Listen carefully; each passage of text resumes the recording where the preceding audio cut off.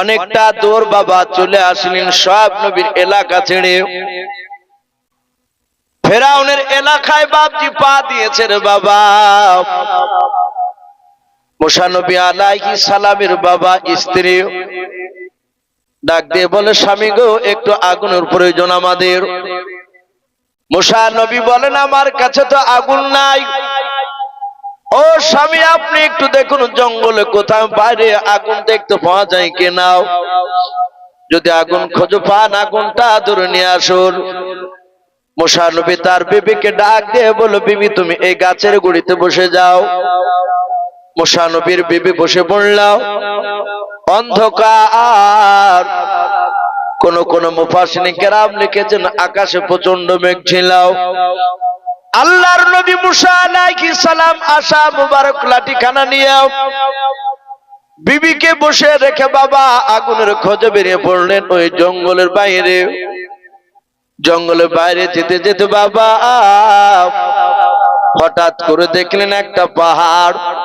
ওই পাহাড়ে জঙ্গল বাপ যে গাছ রয়েছে, ওই পাহাড়ে উঠে গিয়ে দেখছেন গাছের উপরে বাবা একটা আগুনের প্রদীপ জ্বলছে। মুসা নবী পয়গম্বর আলাইহিস সালাম আশা মোবারক লাঠিখানা ডান হাতে রয়েছে, আর একটা শুকনো ডাল বাম হাতে করে নিয়ে আগুনটায় বাপ যে ধরে আগুনটা নিয়ে যাবে। আল্লাহর নবী মুসা এক পা দুপা করে গাছটার কাছে গিয়ে আগুনটা যখন ধরতে যাবে রে বাবা, আগুনটার আগুনের জায়গায় নাই, ওপর দিকে উঠে চলে গেল। মুসা নবী আর ধরতে পারলো না।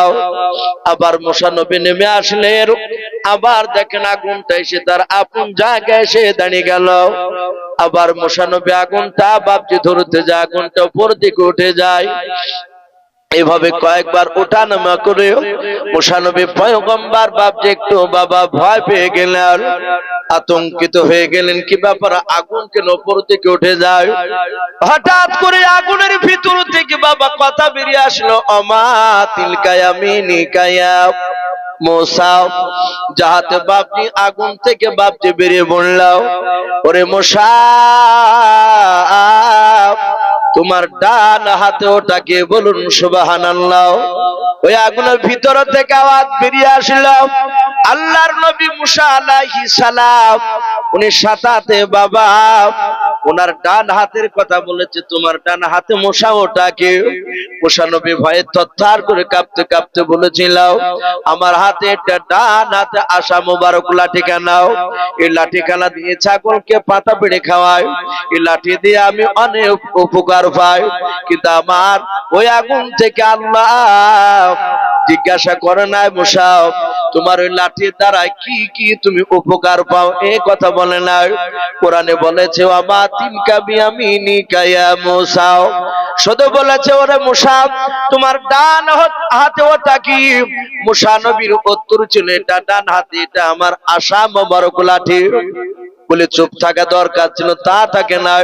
ও বাপজি ভাইয়েরাও, মুসা নবী লাঠির গুণাবলী যখন বলতে শুরু করলাম, আগুন থেকে আবার আওয়াজ বেরিয়ে এসে বলে, মুসা এই লাঠি কেন আর ধরে থেকো না, তুমি মাটিতে ছুঁড়ে দাও, মাটিতে ফেলে দাও। আল্লাহর নবী মুসা ডান দিকে বাম দিকে সামনে পেছন দিকে তাকে দেখেন কোন মানুষকে বাবা দেখা যায় না। আমার বিবিকে অনেক দূরে গাছের গুড়িতে রেখে এসেছি, এই পাহাড়ের চূড়ায় গাছের আগুনটা ধরতে গেলাম, আগুন উপর দিকে উঠে যায়, আবার নিচুতে নেমে আসে, আবার ধরতে যায়, আবার উঠে যায়, আবার আগুন থেকে কথা বলতেছে, আবার ডাল ফেলে দিতে বললাম। লাঠিটা যাহাতে মুসা নবী ফেলে দিলেন, সঙ্গে সঙ্গে বাবা মুসা নবী বলেন, আমি দেখলাম লাঠিটা অজাগর সাপে বাপজি পরিণত হলো, বলুন সুবহানাল্লাহ। উপাসনী কেরাম বলেন, আল্লাহর নবীর হাতের লাঠিখানা বিশাল বড় সাপে পরিণত হলো। সাপটার ঠোঁটখানা নিষ্ঠুরতা বাবা জমিনে ঠেকে, অপর কাঠটা মনে হচ্ছে আসমানে ঠেকে গিয়েছে। বলুন সুবহানাল্লাহ। সাপটা ফসফস করে ডাকে, মুসা নবী 10 হাত নাই বাবা, 50 হাত দূরে আপনার পালে গিয়েছে। এত বড় সাপ তো লাঠি থেকে হতে দেখে নাই। সঙ্গে সঙ্গে বাবা আল্লাহ ডাক দিয়ে বলেন, মুসা না তাকাও, খবরদার তুমি ভয় পেও না মুসা। ওই লাঠিটাই তুমি বিসমিল্লাহ বলে তুমি হা দাও। মুসা নবী বাপজি হা দেয় না বলে, কে তোমাকে আমি চিনতে পারি না। কে গো তুমি আগুনের ভিতর থেকে কথা বলো, এত বড় সাপ আমি গায়ে কেমন করে হা দিব। আল্লাহ ডাক দিয়ে বলে, মুসা তুমি আমাকে চিনতে পারো না? বলে নাও। ওরে মুসা আমি তোমার আল্লাহ। জোরে বলুন সুবহানাল্লাহ। বলে আয় মুসা আমি তোমার আল্লাহ, তোমার নবুয়ত আজকে প্রকাশ হয়ে যাচ্ছে। বলুন সুবহানাল্লাহ। হে মুসা তুমি ভয় পেও না, তুমি লাঠিতে বিসমিল্লাহ বলে হাত দাও। সবে যাহাতে হাত দিলে আর সঙ্গে সঙ্গে বাপজি সাপ লাঠিতে পরিণত হয়ে গেল। একবার মহব্বতে বলুন সুবহানাল্লাহ। মুসা নবী পয়গম্বর লাঠি দেখে বলছেন, আল্লাহ এটা তো ভারী জিনিস দেখালেন আপনি। আল্লাহ বললেন, মুসা ওই আগুন থেকে কথা বলছে, মুসা এটা একটা মুজিজা দিলাম। তুমি বিপদে পড়লি, তুমি লাঠি ফেলে দিলি, লাঠি সাপ হয়ে যাবে। তোমার দুশমনদেরকে সাপে সব খেয়ে নেবে। মুসা তোমার ডান হাতটা একটু বাম দিকে আর বগলে একটু ভরে দাও। বাম দিকে আর বগলে বাপজি ভরে দিলে আল্লাহ বলে নাই, মুসা তোমার বাম দিকে আর বগলটা একটু সাপ দাও। যাহাতে সাপ দিলেন বলে বের করো। মুসা নবী এভাবে বের করছেন, দেখছেন এই তালু দিয়ে একদম গোটা হাতের তালু থেকে সূর্যের আলার মতো বাপজি আলা বের হচ্ছে। মুসা নবী বলছেন, আল্লাহ এই তো আলা বের হচ্ছে। বলে মুসা হাত যতক্ষণ পর্যন্ত বগলে ভরে চাপ না দিবা ততক্ষণ পর্যন্ত আলা বের হবে। আবার ভরে বাপজি চাপ দিলে আবার বন্ধ হয়ে গেল। আল্লাহ বলেন, মুসা তোমার বাম দিকের বগলটা হচ্ছে লাইটের সুইচ, তোমার হাতে টিফন মারবা জ্বলবে, আবার টিফন মারবা বন্ধ হয়ে যাবে। বলে এই মুসা তুমি আগুন নিতে এসেছিলে না? বলে হ্যাঁ। বলে আগুন আর তোমার দরকার হবে না, তুমি এখান থেকে সোজা এই দুইটা মুজিজা দিলাম তোমাকে, এই দুটো মুজিজা নিয়ে তুমি এক্ষুনি তুমি সোজা ফেরাউনের দরবারে কলমার দাওয়াত নিয়ে যাও। বলুন সুবহানাল্লাহ। মুসা নবী এইভাবে হাত জোড় করে বলছেন, ওগো আল্লাহ তুমি সবারই কাছে যাতে বলে যাব, কিন্তু ফেরাউনকে বাদ দিও। বলে কেন? বলে ফেরাউনের আমি 1 নম্বর আসামি, আর বাবরচিকে আমি ঘুষি মেরে মেরে ফেলাচ্ছি। আল্লাহ বলেন, মুসা আমি আল্লাহ আমি হুকুম করছি ফেরাউনের কাছেই তোমার যাওয়া লাগবে। মুসা নবী বলেন, আমার বিবি বলে, তোমার বিবি চিন্তা করতে হবে না, তুমি যাও, তুমি এক্ষুনি তুমি চলে যাও কলমার দাওয়াত নিয়ে। মুসা নবী বলছেন, আল্লাহ আমার তুতলা কথা ফেরাউন সবটা বুঝতে পারে না, আমার ওই আগুন দিয়ে জিভ পুড়িয়েছে এটা তুমি ভালোই জানো, তুমি পুড়িয়ে দিয়েছ। হে মাওলা আমার কথা আমার মা বুঝতে পারে, আমার বোন বুঝতে পারে, আমার ভাই হারুন বুঝতে পারে। কথা বলো না যে কালার কথা কালার মাই বুঝে, এই কথা আমার বড় ভাই হারুন বুঝে। আমি ফেরাউনের দরবারে কথা বলে দেখেছি, 10টা বললে ও 9টা বুঝতে পারে না, 1টা বুঝতে পারে না। সবটা বুঝতে না পারলে তোকে বুঝাইতে পারবো না। ওগো আল্লাহ তুমি আমার বড় ভাই হারুনকে নবী বানিয়ে দাও। বলুন সুবহানাল্লাহ। আল্লাহ বলছি, নাই মুসা আমি তোর ভাইকে হারুনকে তো আমি নবী করিনি। বলে আল্লাহ আমি বলছি তুমি করে দাও না আমার ভাইকে, অখন নবী বানিয়ে দাও। আমরা 2 ভাই তোমার কলমার দাওয়াত ফেরাউনের দরবারে নিয়ে যাব। আমি বলবো, আমার কথাগুলো বুঝতে না পারলে আমার ভাই হারুন ভালো করে বুঝিয়ে দিবে। ওতে ইজতেমাতে উর্দুতে কথা হয়তো, কার আরেকজন বাংলাতে সুন্দর বুঝিয়ে দিত। আর এই বছর বাপজি যারা ইজতেমায় গিয়েছেন, প্রতিটা মানুষ বলছে যারা ইজতেমায় ভাষণ শুনেছে, এই বছর কার মতো বক্তব্য দামি বছর অন্য বছর এত দামি হয় না। এবছর বিশাল দামি বাপজি বক্তব্য আলোচনা হয়েছে। আলেম ওলামারা বাপজি হাজার হাজার আলেম গেছিল, তারা বলছে আমি তো নিজ কানে শুনে এসেছি, খুব দামি দামি কথা। হযরত মাওলানা সাদ সাহেব দামাত বারকাতুহুম আলিয়া তিনি আলোচনা করেছেন, খুব মূল্যবান কথা। তো বলেন আমার ভাই, ও ভালো করে বুঝিয়ে দিবে ফেরাউনের ভাষা। আল্লাহ বললেন মুসা যাও, তোমার ভাই হারুনকে আমি নবী করে দিলাম। বলুন সুবহানাল্লাহ। এই যে নবী হয়েছে তা হারুন মুটি জানে না, জানবি কিনা, খবর তো আসেনি ওর কাছে। মুসা নবী আলাইহিস সালাম তিনি এসব বাড়িতে খোঁজ নিলেন তার মার কাছে। বলে মা, বড় ভাইকে বলে তোমার বড় ভাই মাঠে দুম্বা ছাগল উঠ চড়াচ্ছে। মুসা আলাইহিস সালাম যা দেখছেন, বাপজি ও তো পর্দা মর্দা বুঝে না, আর বান্না মারা আছে, হাটের উপরে কাপড়। বলছে এই ভাই সালাম দিয়ে, ভাই এই নবী ভাই কাপড় নামাও। হারুন হাসছে আর বলছে ভাই আমার সাথে টিটকারি মারছিস নাকি? বলে না না, আমিও নবী তুমিও নবী। আর হারুন তার মার মুখ থেকে শুনেছিলেন আমার ভাই বড় ধরনের দামি মানুষ হবে আল্লাহ দরবারে। এটা তার কিছু আলামত তার মা বুঝতে পেরেছিল। হারুন তাড়াতাড়ি কাপড় টাপড় নেমে বলছে ভাই বলিস কি? বলে হ্যাঁ, সব ঘটনা খুলে বলি। ভাই আর দুম্বা চড়াতে হবে না, চলো ফেরাউনের দরবার। ফেরাউনের দরবারে বাপজি গেলে মুসা আলাইহিস সালাম কে বলছেন, ওগো বাদশাহ, আমি আপনার দরবারে নবী হয়ে এসেছি দিনের দাওয়াত দিতে। ফেরাউন তাকাইছে, বলে তোকে চিনা চিনা লাগছে। হামান বলছে বাদশাহ এই তো সে আপনার ছেলে মুসা, যাকে নদী থেকে নিয়ে এসেছিলেন। ডাক দে বলে আয় মুসা, তুই তো আসামি, তোকে আমি খুঁজতে পারছিলাম, কয়েক হাজার সরে ধরতে পারে। কি হলো, তুই এতদিন পরে এসেছিস? বলে আমি নবী। বলে এতদিন পর নবী এসেছিস, তার আলামত কি দেখাও। মুসা নবী আলাইহিস সালাম ফেরাউনের দরবারে, রাজ দরবারে লাঠিটা বাপজি রেখে নিয়েছে, আর ওই লাঠিটা বড় সাপে বাপজি পরিণত হয়ে গেল। ফেরাউন দেখে বলে মুসা তোমার সাপ, তুমি তাড়াতাড়ি তুমি তোমার লাঠি করে নাও। আবার হাতিনের লাঠি হয়ে গেল। বলে মুসা আর কি নিয়ে এসেছো বলাও। আল্লাহর নবী মুসা আলাইহিস সালাম ডান হাত খানা বাম হাতের বগলে ভরে দিয়ে চাপ দিয়ে বাপজি বের করে এভাবে ফেরাউনের চোখে ধরেছে। ফেরাউন আর তাকাতে পারে না। বলে মুসা তোমার লাইট তাড়াতাড়ি বন্ধ করে দাও। মুসা নবী পয়গম্বর আবার হাত দিয়ে বাপজি চাপ দিলেন, লাইটটা বন্ধ হয়ে গেল। ফেরাউন বলে মুসা বুঝতে পেরেছি এতদিন তুমি আমার দরবার থেকে পালিয়ে গিয়াও, তুমি নবী না, বড় ধরনের তুমি জাদুঘর শিখে এসেছো, জাদু শিখে তুমি এখানে এসেছো, তুমি তো জাদুঘর হয়ে গেছো বড়। আয় মুসা, তোর আমি কলেমা পড়বো না, কিন্তু তোর জাদুর সাথে আমি পাল্লা দিতে পারবো, আমারও জাদুঘর আছে মিশরে। বলে আগামী কালকে আপনি কথা দিয়ে আপনি রেডি হয়ে যান। বলে কোথায়? বলে নীল দরিয়ার সাইডে ফাঁকা জায়গায়। বলে তাই হবে। তাফসীরে লিখেছে বাপজি মারিফুল কোরআনে ফেরাউন 60,000 মিশরের বুক থেকে বাপজি জাদুঘরকে জোগাড় করলো। জোগাড় করে জাদু করা বললো আমরা জাদু সাপ বানাবো।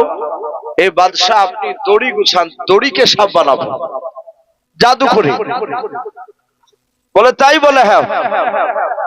60,000 উপর বাপজি দড়ি নিয়ে সে এক জায়গায় পালা দিয়ে রেখেছে। 60,000 জাদুকর একদিকে আর মুসা নবী ওই দিকে মাঠে। বলে ফেরাউন ডাক দিয়ে বলছে মুসা তুমি জাদু দেখা। বলে আমি আগে দেখাবো না, আগে আপনি দেখান। আপনার জাদুঘরদেরকে জাদু দেখাতে বলে। যাহাতে বলা হলো ওরা বাপজি কিছু মন্ত্র তন্ত্র পড়ে যাহাতে ফু দিয়েছে, আর ওই দড়ি বাপজি সব সাপে পরিণত হয়ে গেল। কেন বলা কেন? তার চেয়ে মুসার দিকে। তাফসীরে লিখেছে মুসা এতগুলো সাপ দেখে একটু ভয় পেয়েছে, মনে হয় পারবো না। আল্লাহ বলছেন মুসা ভয় পেও না, তোমার কাছে যে লাঠি আছে তুমি ছেড়ে দাও, তোমার লাঠি সাপ হয়ে এক বাড়ি গিলে সব খেয়ে নিবে। ওদের সাপ ছেড়ে দিল মুসা নবী পয়গম্বরের সাপ। 60,000 জাদুকরের সাপকে বাপজি এক লুকমাতে সব খেয়ে নিল। বলুন আলহামদুলিল্লাহ। 60,000 জাদুঘর দেখলো যে এই জাদুঘর নয়, এই প্রকৃতি নবী রাসূল। সঙ্গে সঙ্গে বাপজি 60,000 লোকের মধ্যে থেকে 20,000 জাদুকর মুসা নবীর হাতে হাত দিয়ে কলমা পড়ে মুসলমান হয়ে গেল। বলুন সুবহানাল্লাহ।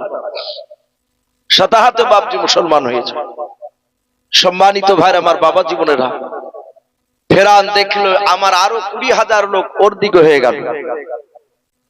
ফেরাউন তার দলবলকে বলল, সৈন্যদেরকে, ভাই মুসা নবীর দলবল যা আছে তার শাগিরাদেরকে ধরো আর জবাই করে দাও। ধর মুসা নবীকে বাপজি যাহাতে হুকুম দিল ফেরাউন। ফেরাউনের কথা শুনে হাজার হাজার সৈন্যরা বাবা তাড়া করতে লাগলো। মুসা নবী পয়গম্বর আলাইহিস সালাম বাবা তার দলবলকে নিয়ে বাপজি দৌড়াচ্ছিলেন। কিতাবে লেখা আছে বাবা, আরবিতে মাসটা ছিল মুহররম মাস বাবা। যেদিন মুসা নবীকে বাপজি ফেরাউন মেরে ফেলবো বলে তাড়া ছিল তার দলবলকে, সেই দিনটা ছিল বাপজি মুহররম মাসের বাবা 10 তারিখ। মুসা নবী পয়গম্বর বাপজি দৌড়ে পানি গেলেন। নদীর ধারে গিয়ে দাঁড়িয়েছেন, দেখছেন একটা নৌকা নাই। ওই নীল দরিয়ায় বাবা থাও পাওয়া যায় না, প্রচুর পানি। পানিটা যেদিন থেকে সৃষ্টি করেছেন আল্লাহ, সেই দিন থেকে রে বাবা ওই মুসা নবী নদীর ধারে যাওয়া পর্যন্ত পানি শুকায় নাই। সূর্যের তাপ বাপজি একবারও পড়ে নাই। মুসা নবী পয়গম্বর লাঠিখানা হাতে করে নিয়ে দাঁড়িয়ে আছেন, আর মুসা নবীর হাজার হাজার সৈন্যরাও তার কওমের লোকেরা ডাক দিয়ে বলেছিল, গো মুসা নবী পয়গম্বর, ওই দেখেন কয়েক লাখ বেঈমান ফেরাউনের সৈন্যরাও আমাদেরকে তার চেয়ে এসে ধরে ফেলে জবাই করে দেবে। বলুন আমরা এখন কেমন করে নদী পার হয়ে পালাবো বলার? আল্লাহর নবী মুসা বলেন, চুপ করে তোমরা দাঁড়িয়ে যাও। আল্লাহর নবী মুসা আল্লাহকে ডেকে বলেন, আল্লাহ ওই ফেরাউনের হাজার হাজার লাখ লাখ সৈন্যরাও আমাদের সবাইকে ধরে হত্যা করে ফেলবে, আমার কওমের লোকদেরকে মেরে ফেলবে। আল্লাহ এই নদী থেকে কেমন করে পার হব, তুমি আমাদেরকে রাস্তা দেখিয়ে দাও। আমার আল্লাহ ডেকে বলেন, মুসা তোমার হাতে যে লাঠিখানা দিয়েছে মুসা, ওই লাঠিখানা দিয়ে তুমি ওই নীল দরিয়ার পানিকে তুমি আঘাত করে দাও। আল্লাহর নবী মুসা পানিতে আঘাত করে দিলেন। কোরআনে ঘটনা এসেছে বাবা, সঙ্গে সঙ্গে আল্লাহর কুদরতে বাবা মুসা নবীর বাবা এক নাই দুই নাই 12টা বাপজি তার কওমের লোকেরা দল হয়ে চলল। সৈন্যরা মুসা নবীর ভক্তরা 12টা দল বাপজি 12 জায়গায় দাঁড়িয়েছিল নদীর ধারে। আল্লাহর কুদরতে বাবা এক একটা দলের সামনে দিয়ে বাবা 12টা ওই নীল দরিয়ায় বাবা রাস্তায় পরিণত হলো। বলুন সুবহানাল্লাহ। পানি দুই দিকে হয়ে গেল, পাঁচিলের মতো বাপজি পানি দাঁড়িয়ে গেল। মুসা নবী পয়গম্বর বলেন, আমি ওই নদী পার হয়ে আমার কওমের লোকদেরকে নিয়ে যাচ্ছিলাম। কেউ উঠে চেপে যাচ্ছিল, কেউ ঘোড়ায় চেপে যাচ্ছিল, কেউ হেঁটে হেঁটে যাচ্ছিল বাবা। আল্লাহর নবী মুসা বলেন, ওই নীল দরিয়ার বাপজি মাঝখান দিয়ে যখন যাচ্ছিল, ওই বাবা মাটিখানা ঘোড়ার পায়ে বাবা শব্দ পরিণত হয়েছিল। বলুন সুবহানাল্লাহ। কাদা হয়েছিল না শুকিয়েছিল বাবা? আল্লাহর নবী মুসা পয়গম্বর উনি পার হয়ে যখন আপনার চলে গেলেন, এদিকে ফেরাউনের লোকেরা সৈন্যরা সবাই মিলে ফেরাউনকে ডাক দিয়ে বলল, বাদশাহ এই দেখেন 12টা রাস্তা দিয়ে ওই দেখেন মুসা নবীর লোকেরা পার হয়ে চলে গিয়েছে, আমরা কি করব? বলে তার ধর ওই পার গিয়ে তাদেরকে ধরে জবাই কর। 12,000 সৈন্যরা মুসা নবীর যখন পার হয়ে চলে গিয়েছিল বাবা, ওই 12টা দল কয়েক হাজার বাপ যে তার সৈন্য ভক্ত ছিল। ফেরাউনের বাবা লাখ লাখ সৈন্যরা নীল দুনিয়ার 12টার রাস্তা দিয়ে যখন মাঝখানে পৌঁছে গেল, ফেরাউন ঘোড়ায় চেপে বাবা ওই নীল দরিয়ার বাপ যে ধারে এসে পৌঁছে গিয়েছে, তখনও বাবা নামতে পারে নাই। আর হঠাৎ করে আল্লাহ পানির পাঁচিলকে বলে, পানি রে পাঁচিল আর থাকতে হবে না, পানি সমতল হয়ে যাও, সব ফেরাউনের সৈন্যদেরকে তুমি ইঁদুর ডোবা করে মেরে দাও। পানির বাঁধ ভেঙে গেল, সবাই বাবা ডুবতে লাগলো ওখানে। পানি খেয়ে খেয়ে বাপজি সৈন্যরা মারা গেল। মুসা নবী দূর থেকে বাপজি দেখছিলেন, ফেরাউন ফেরাউন তার সৈন্য বাপজি ডোবা দেখে ফেরাউন ঘোড়ার লাগাম ধরে বাবা বাড়ির দিকে পালিয়ে যাচ্ছিল, বড্ড চালাক, আমি আর যাব না। ওই সময় জিবরিল বলেন, আল্লাহ সবচেয়ে বড় বেঈমানটা পালিয়ে গেল, ওকে তো মারতে পারা গেল না, ওকে তো পানিতে ডুবানো হলো না। আল্লাহ বলেন, ওরে জিবরিল দেখবি ফেরাউনের ঘোড়া, ফেরাউনকে নিয়ে আর বাড়ির দিকে যাবে না, পানি থেকে আসবে। তফসির কারণ লিখেন বাবা, ফেরাউন যে ঘোড়াটা চেপেছিল বাবা, ওই ঘোড়াটা টাট্টু ঘোড়া ছিল, বেটা ছেলে ঘোড়া ছিল। আল্লাহ বলেন, ওরে জিবরিল তুমি এক্ষুনি একটা মাদা ঘোড়া বানিয়ে নাও। জিবরিল আল্লাহর হুকুমে বাবা একটা মাদা ঘোড়া বাপজে বানিয়ে ফেললো। মাদা ঘোড়ার উপরে চেপে আল্লাহকে ডেকে বলেন, আল্লাহ কি করবো? আল্লাহ বলেন, ওরে আমার জিবরিল শুনে নাও, তোমার মাদা ঘোড়াটা নিয়ে তুমি একবার ফেরাউনের টাট্টু ঘোড়ার সামনে দিয়ে তুমি পাক দিয়াও, আবার নদী নীল দরিয়া থেকে দৌড়তে শুরু করাও। জিবরিল তাই করলেন। ফেরাউনের টাট্টু ঘোড়া জিবরিলের বাপ যে মাদা ঘোড়াকে দেখেছে আর বাড়ির দিকে যায় না, আর ফেরাউনের কথা বাপ যে শুনে নাও। ঘোড়া জিবরিল আলাইহিস সালামের বাবা ঘোড়ায় দেখে বাপ যে দৌড়াতে লাগলো। জিবরিল বাবা মাদা ঘোড়া নিয়ে নীল দরিয়া ঝাঁপ দিল। ফেরাউনকে নিয়ে ফেরাউনের ঘোড়া পাগলের মতো বাপ যে ঝাঁপ দিয়ে দিল। ফেরাউন যখন বাবা পানিতে ডুবতে লাগলো, জিবরিল আলাইহিস সালাম ফেরাউনের মাথার চুলখানা বাপ যে খামচা মেরে ধরলো।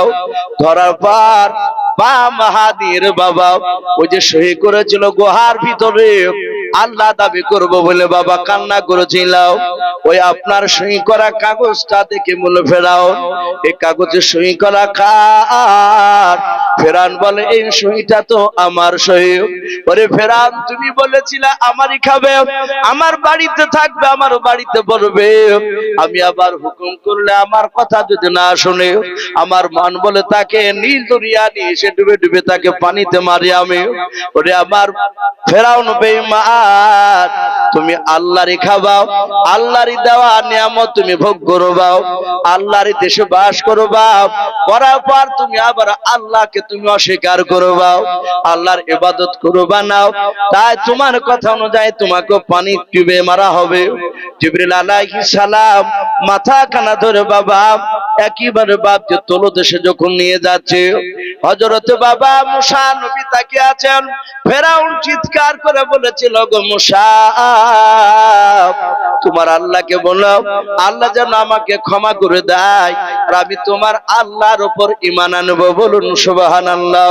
কিন্তু বাবা সেই সময়কার তোবা আল্লাহ কবুল করে না। ফেরাউনের চুলখানা ধরে নিজকে আর খিচ বাপ যে কাদা তুলে বাবা ফেরাউনের মুখে ভরে দিয়ে বাপ যে তাকে দুনিয়ার বুক থেকে তাকে বাপ যে বিদায় করে দিল। সেদিন মুসা আলাইহিস সালাম তার কওমের লোকেরা তার আযাব থেকে অত্যাচার থেকে বাপজি নাজাত পেয়েছিল।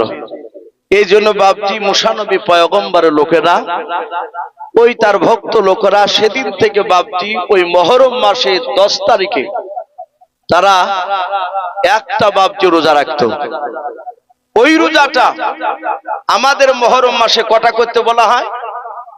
দুটো করেন না মুহররম মাসে? ইহুদিরা একটা করে, ইহুদিদের মতো একটা করব না, আমরা দুটো করব, এটা আল্লাহ রাসূল বলে গিয়েছে। ভাই যাকে আমি বলছিলাম সে মুসা নবী আলাইহিস সালাম, উনি তারপরে আবার দ্বীনের দাওয়াত শুরু করলেন। ফেরাউন তো মারা গেল, আর তো শয়তান বাদশার নাই, ওরা তখন বাপজি রাজত্ব আবার চালাতে শুরু করলেন মুসা নবী পয়গম্বর আলাইহিস সালাম। আমি প্রতিটা বাপজি ভাইকে বলবো, আমরা সকলেই যতই বিপদ হোক না কেন আমরা আল্লাহর উপর শুকরিয়া আদায় করি এবং আমরা নামাজের হালাতে আল্লাহর কাছে কাঁদবো, বলুন ইনশাআল্লাহ। 5 ওয়াক্ত নামাজ পড়বো, যার বাপ মা বেঁচে আছে বাপজি তার বাপ মার খিদমত করব, যাদের বাপ মা মরে গেছে আমরা মাঝে মাঝে বাপজি তার আব্বার কবরে গিয়ে বাপজি একটু দোয়া করব। এটাকে কবর জিয়ারত করা বলা হয়। প্রতিদিন যেতে হবে তা নয়, আপনি একাই যে কোনো টাইমে আপনি যেতে পারেন, কিন্তু কবর জিয়ারতটা বৈকাল বেলায় গেলে সবচেয়ে একটু বেশি ভালো হয়। আর যদি রাত্রি বেলা যেতে পারেন আরো ভালো, কিন্তু বাপজি আমরা অনেক মানুষ কবর গায়ে যেতে ভয় পায়, এই জন্য বাপজি দিনের বেলা তো যাবেন, মাঝে মাঝে অসুবিধা নেই, প্রতিদিন যা দরকার নাই। আর আমরা নামাজের হালাতে বাপ মা যাদের চলে গেছে আমরা দোয়া করব, বলুন ইনশাআল্লাহ। বড়দের শ্রদ্ধা করব, ছোটদেরকে স্নেহ করব। পাড়ার প্রতিবেশীর সঙ্গে সৎ ব্যবহার দেখাবো, বলুন ইনশাআল্লাহ। আল্লাহ রাব্বুল আলামিন আমাদের সকলকে কোরআন এবং সুন্নাত মাফিক আমল করার তৌফিক দান করুন, বলুন আল্লাহুম্মা আমিন। আমরা সকলেই বাপজি একবার দুরূদ ইব্রাহিম পড়ি না, আল্লাহুম্মা সাল্লি আলা মুহাম্মাদি ওয়া আলা আলি মুহাম্মাদ কামা সাল্লাইতা আলা ইব্রাহিম ওয়া আলা আলি ইব্রাহিম ইন্নাকা হামিদুম মাজিদ। আল্লাহুম্মা বারিক আলা মুহাম্মাদি ওয়া আলা আলি মুহাম্মাদ কামা বারাকতা আলা ইব্রাহিম ওয়া আলা আলি ইব্রাহিম ইন্নাকা হামিদুম মাজিদ। সাল্লাল্লাহু তাআলা আলাইহি ওয়াসাল্লাম। ভাই আমি শুনলাম যে এখানকার মা বোনেরা নাকি বলে কিছু টাকা তুলে এ দোয়ার মজলিস আয়োজন করেছে, হাফেজ আবু তালিবও বলছিলেন। তো যাই হোক, জানি না কোরআন শরীফ মা বোনেরা পড়েছেন কিনা, যদি পড়ে থাকেন রুহের মাগফিরাতের উদ্দেশ্য করে তাহলে আপনারা মনে মনে নিয়াত করেন ইনশাআল্লাহ আমি 2টো 3টে 4টে 5টা খতম করেছি, 10টা খতম করেছি, এটা বলতে হবে, এটা জরুরি নয়। না বললেও আলহামদুলিল্লাহ আল্লাহ রাব্বুল আলামিন সব দেখতে পাচ্ছেন। যেসব মা বোনেরা কোরআন শরীফ তেলাওয়াত করেছেন পড়েছে সকলের পড়া, যতই গ্রাম থেকে বাপজি ছোট বড় মাইয়াত কবরবাসী হয়ে গিয়েছে সকলে মাগফিরাতের কামনা করে বাপজি এক্ষুনি দেওয়া হবে। আমরা দোয়ার আগে সকলে একবার তওবা করে নি, আস্তাগফিরুল্লাহ রব্বি মিন কুল্লি যামবি ওয়া আতুবু ইলাইহি লা হাওলা ওয়ালা কুওয়াতা ইল্লা বিল্লাহি আলিয়্যিল আযীম। বাপজি আমরা যে যেখানে আছি আমরা একটু হাত তুলে দোয়া করি, আল্লাহুম্মা আমিন। আলহামদুলিল্লাহি রাব্বিল আলামিন ওয়াল আকিবাতু লিল মুত্তাকিন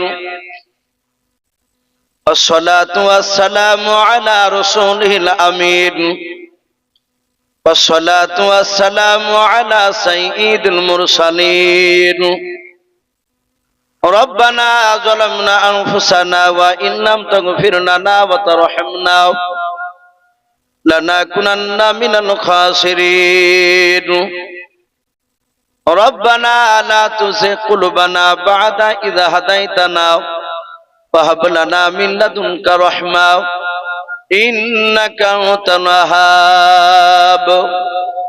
আয় আল্লাহ, প্রচন্ড হাড় হিম করা ঠান্ডা রাত্রিতে মওলাও, আয় আল্লাহ তোমার ইমানদার বান্দা বান্দীদেরকে নিয়ে মওলা তোমার সেই দরবারে হাত উঠিয়েছে।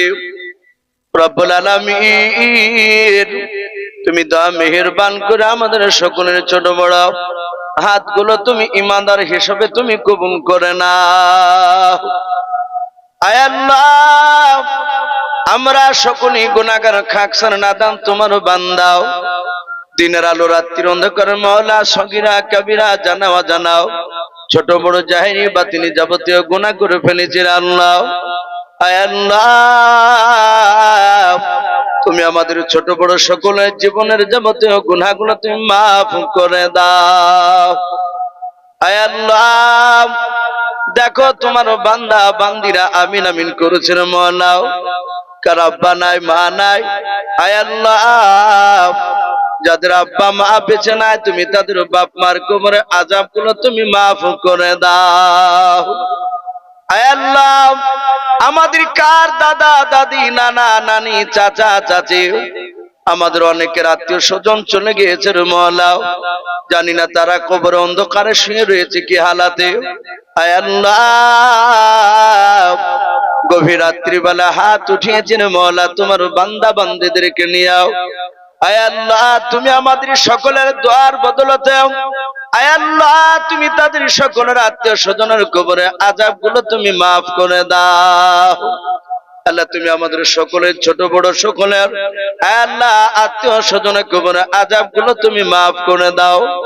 রব্বুল আলামিন আমার মা বোনেরাও আয় আল্লাহ কোরআন কারীম তেলাওয়াত করেছে অনেকের মওলাও, যা পড়েছে মওলাও আয় আল্লাহ সব পড়াগুলো মওলাও এই গ্রাম থেকে যত মাইয়াত কবরবাসী হয়ে গিয়েছে ছোট বড় সকল মায়াতের কবর পৌঁছে দিয়াও, তাদের সকলের কবরে আযাবগুলো তুমি মাফ করে দাও।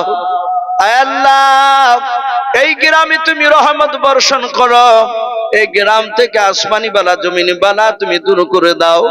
আয় আল্লাহ, এই গ্রামের প্রতিটা বাড়িতে তুমি রহমত বর্ষণ করাও। আল্লাহ, আমাদের সকলের বাড়িতে তুমি রহমত বর্ষণ করাও। আল্লাহ, গ্রামের বাহির থেকে যারা এসেছে মাওলা, তাদের বাড়িতে তুমি রহমত বর্ষণ করাও। আয় আল্লাহ, খাস করে মওলাই কারীম, আয় আল্লাহ, যে সব বাপজি ভাইরা মা বোনেরা আমিন আমিন করেছে রে মওলা, আয় আল্লাহ, তোমার কাছে দোয়া চাই রে মওলা, তুমি আমাদের যেদিন মওত দিবা মওলা, সেদিন তুমি আমাদের সকলকে কলমা লা ইলাহা ইল্লাল্লাহু মুহাম্মাদুর রাসূলুল্লাহ সাল্লাল্লাহু আলাইহি ওয়াসাল্লাম পড়তে পড়তে যেন দুনিয়া থেকে বিদায় নিতে পারি, সেই তুমি তৌফিক করে দিও। আয় আল্লাহ, সারা বিশ্বের মুসলমানদেরকে তুমি হেফাজত করো। আয় আল্লাহ, সারা বিশ্বের মুসলমানদেরকে তুমি হেফাজত করো। সারা বিশ্বের মওলা মাদ্রাসা মসজিদকে তুমি হেফাজত করো। আয় আল্লাহ, খাস করে ভারতবর্ষের মুসলমানদেরকে তুমি হেফাজত করো। আয় আল্লাহ, এই যে এসআইআর একটা বড় চক্রান্ত চলছে রে মওলা, অনেক মানুষ আল্লাহ আল্লাহ ভয় আতঙ্কিত হয়ে আছে। আল্লাহ, তুমি আমাদের সকলকে এসআইআর হাত থেকে আল্লাহ তুমি আমাদের সকলকে তুমি হেফাজত করো। আয় আল্লাহ, এই দেশে তুমি উমারে ফারুক রাদিয়াল্লাহু তাআলা আনহুর মতো নেতা তুমি দান করো। আলে ভারতবর্ষের বুকে আল্লাহ হিন্দু মুসলমান যত জাতি রয়েছে মওলা, আমাদের সকলকে মিলেমিশে মহব্বতে তুমি থাকার তৌফিক করে দিও। আয় আল্লাহ, এই দোয়াটুকু নবীর ওসিলা করে বলি কবুল করে নাও। যত নবী রাসূল আউলিয়া আলে গোশ কত ফকির দরবেশ তাবিন পাঠিয়েছো, সকল আর সামনে তুমি পৌঁছিয়ে দাও। আয় আল্লাহ, আমার হাত দুখানা যদি পছন্দ না হয়, আল্লাহ এখানে অনেক দাড়ি পাকা মানুষ রয়েছে। আয় আল্লাহ, এখানে হাজির সাহেবরা হয়তো রয়েছে মওলা। আয় আল্লাহ, ছোট বাচ্চা ছেলে রয়েছে, মা বোনেরা রয়েছে, হাফেজ সাহেব রয়েছে, তলবুল ইলমরা রয়েছে মওলা। আল্লাহ, মাওলানা সাহেব হয়তো হাত উঠিয়েছে মওলা। আয় আল্লাহ, যার হাত দুখানা পছন্দ হবে মওলা, তার হাতের সঙ্গে আমাদের সকল হাতগুলো তুমি কবুল করে নাও। আল্লাহ, এই দোয়াটুকু নবীর ওসিলা করে বলি কবুল করে নাও। সুবহান রাব্বিকা রাব্বিল ইজ্জাতি আম্মা ইয়াসিফুন ওয়া সালামুন আলাল মুরসালিন ওয়ালহামদুলিল্লাহি রাব্বিল আলামিন। বেশ কিছু কথা আলোচনা করেছি, বলার মধ্যে ভাষার মধ্যে যদি ভুল হয়ে যায় সকলে ছোট ভাই কিংবা ছোট ছেলে সবাই ক্ষমা করবে। এ বলে আমার বক্তব্য শেষ করলাম। আখির দাওয়ানা আনিল হামদুলিল্লাহি রাব্বিল আলামিন। আর ভাই জ্বলে যাবে না, আপনাদের সকলের জন্য খাবার ব্যবস্থা করা হয়েছে। আপনারা যেখানে খাবার এখানে খাওয়াবেন নাকি?